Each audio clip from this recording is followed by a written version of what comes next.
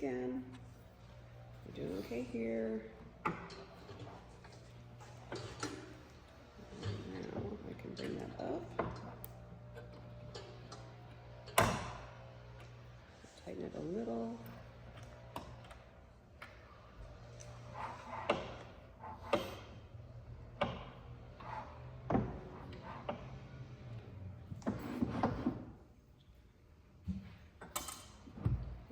Too far, just make sure that there's nothing under here that's messing anything up. So that, of course, will make something sit out of square as well.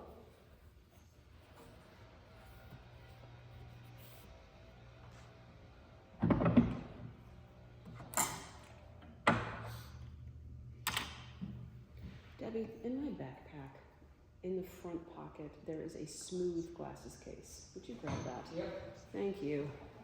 Tired of not being able to see. Right there. Oh, it's good for government work. Right? Not even. If I was a government, I wouldn't accept it as anything. That looks good. Tighten. Nice. Making sure. All right. So there's that. Okay. Now that I have that at 90 degrees, huzzah, huzzah, I'm gonna need to set my blade height, okay? So I usually set up my piece over here. That's the other thing, I should probably check 90 right here too, since the other one's not right. Gosh, thank you. Let the old ladyhood commence.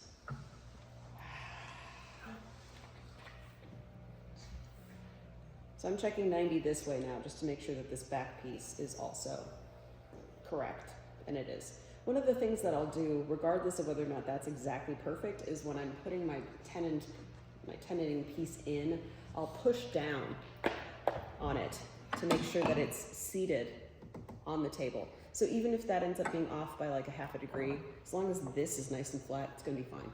The other thing too is I'm not gonna be cutting so far up that it's gonna cut past my shoulder. So it's gonna kind of leave behind, like I said, a little step, and that is okay.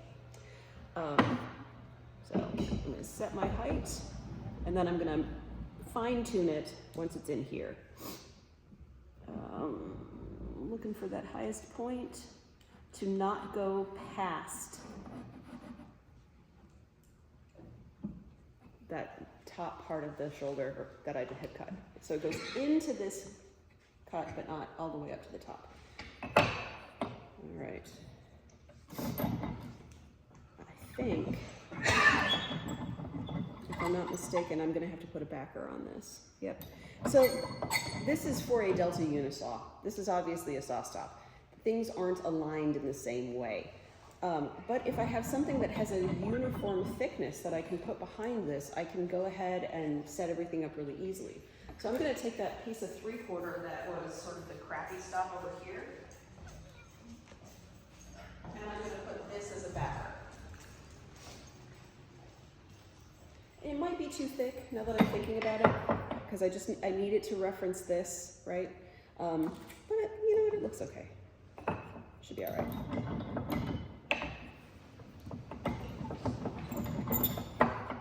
So, got it pressed up against the back here, pressed down it onto the bed, nice and tight.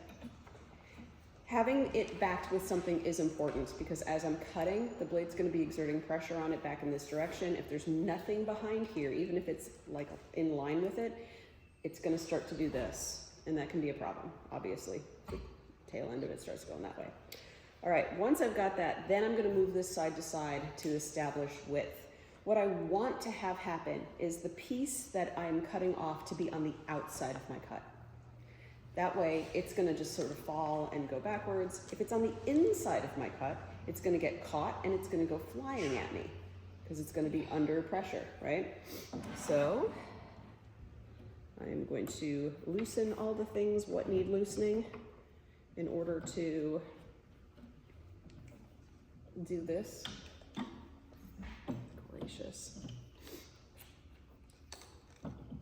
I can tell I haven't done this demo in a while. It's like, wait a minute, what's going on here? And I'm just gonna dial it back, literally. And remember, when in doubt, make your tenon larger than it needs to be. In fact, always start overcutting, okay? So that. And that. So here's a little trick, or it's not a trick, this is an important thing. Have you guys ever noticed how, well, you probably have, when we use the sander, you can run it through multiple times at the same height and it keeps sanding? This is the kind of thing where if I go forward past the cut, it's gonna do one thing. If I go forward and pull it back against the blade, it's gonna do another. So it doesn't matter if I go one time or one time and back. I just have to do it the same every time, because that's gonna be what establishes the fit. So that's a thing. So you can pull that back? You can pull it back if the piece is out of the way and everything, but you have to remember that it's gonna take a little more material that time too. So, like, again, it doesn't matter. You just gotta do it the same every time. So.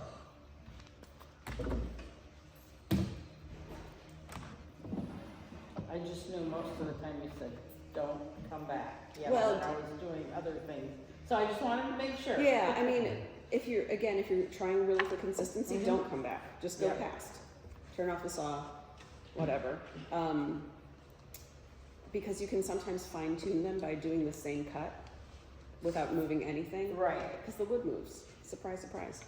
All right.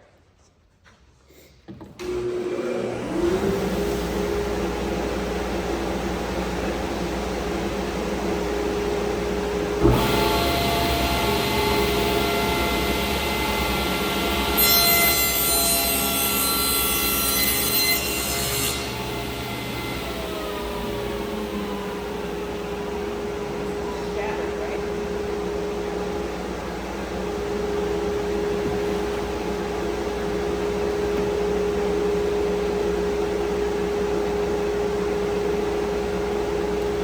I'm doing it on the wrong side too. Damn. It's supposed to be this guy. That's okay. I'll just do it again.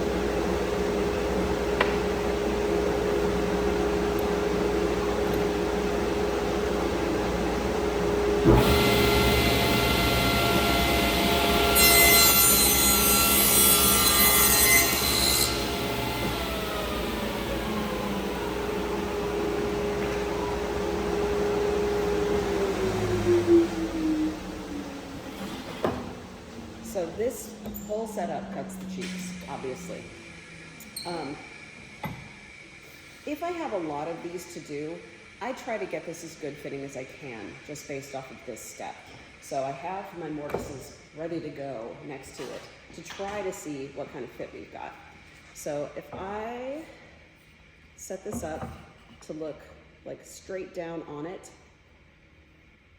kind of how I laid it out in the first place, I can see if there is any discrepancy of centeredness, and there is a little bit, but I could still remove a tiny bit of this material and it would be okay. I also want to double check and make sure it's removing material evenly in this direction. If this twists too much, you hear how much play is in there? Part of what I was doing was that I was making sure I was pushing the entire thing against one side. There's very likely a couple of set screws on here to help get it perfectly set within the track itself. I'm just not going to mess with it right now because we've already messed with a lot of things. So I am going to dial this over a tiny bit And I do mean a tiny bit. The other thing I could do is I could try cutting it again and bringing it back and seeing if it's, you know, any closer.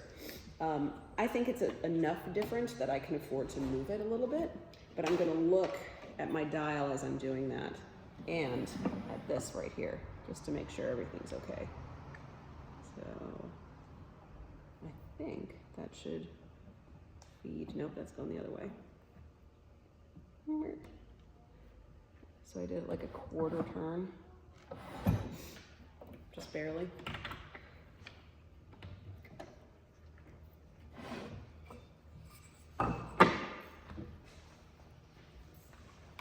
This time I'm going to go forward and backwards.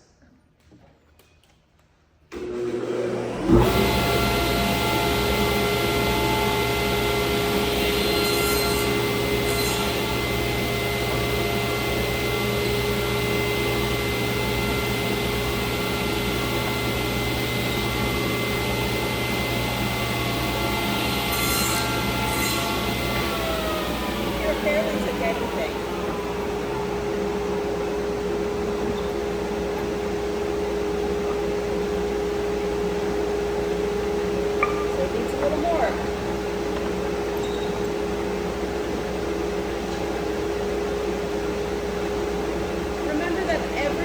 Adjustment that you make is on both sides.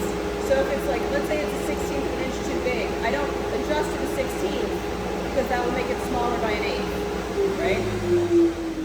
So whatever it is that I do, I'm gonna make it, you know, just a little bit smaller. I'm sorry? I was just saying, I didn't think you'd loosen that one thing there. Yeah. So I'm just pushing it over.